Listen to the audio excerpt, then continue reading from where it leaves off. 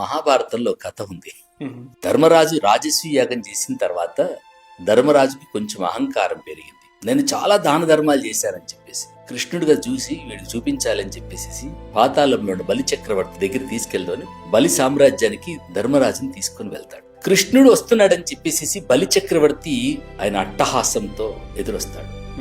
బలి వచ్చేటువంటి వైభవాన్ని చూసి ధర్మరాజు భయం వేస్తుంది. వీడు యుద్ధానికి వస్తున్నాడా, స్వాగతం చెప్పడానికి వస్తున్నాడా అని చెప్పి దగ్గరికి వచ్చిన తర్వాత బలి కట్టుకున్న బట్టలని, బలి బంగారాన్ని, బలి వైభవాన్ని చూసిన తర్వాత ధర్మరాజు సిగ్గుపడతాడు. కృష్ణుణ్ణి స్వాగతం చెప్పి బలి చక్రవర్తి సింహాసనం మీద కూర్చోబెట్టి బలి పాదాలు, కృష్ణ పరమాత్మ పాదాలు కడుగుతూ ఉంటే కృష్ణుడు ధర్మరాజును పరిచయం చేద్దామని ప్రయత్నం చేస్తున్నాడు. బలి, నా మాట వింటావా? ఇతను హస్తినాపురపు సామ్రాట్టు. దేనికి అంటాడు. అదిలో తెలియనట్టుగా హస్తినాపురానికి సామ్రాట్ అయ్యాడు. అవునా, ఏంటి ఆయన పేరు?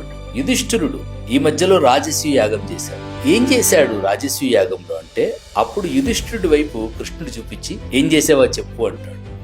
ఇంకా మన లీడర్లు చెప్పినట్టుగా యుధిష్ఠిరుడు ధర్మరాజు తన చిట్టా స్టార్ట్ చేశాడు. ఇన్ని లక్షల ఎకరాల భూమి ఇచ్చాను, ఇన్ని లక్షల మందికి ఈ బంధు ఇచ్చాను, ఈ పథకాలు ఇచ్చాను, ఆ పథకాలు ఇచ్చాను అని చెప్పేసి యుధిష్ఠిరుడు తను చేసినటువంటి దాన ధర్మాల గురించి చెప్తూ ఉంటే బలి, అయ్యా నీకు సిగ్గు లేదా?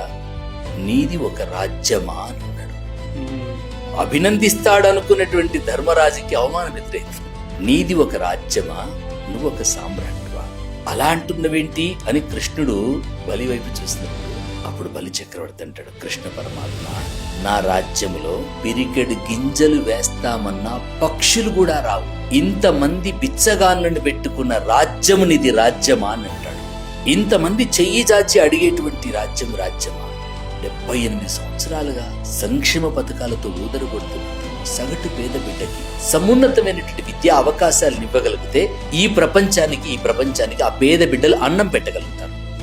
అన్ని రంగాల్లో ఆ పేద బిడ్డలు రాణించగలిగితే, ఆ పేద బిడ్డలు సమున్నతంగా వాళ్ళని చదువుకునేటువంటి అవకాశం కల్పించగలిగితే, వాళ్ళకు కావలసినటువంటి దారులను సుగమనం చేయగలిగితే ఈ ప్రపంచానికి అన్నం పెట్టగలుగుతారు.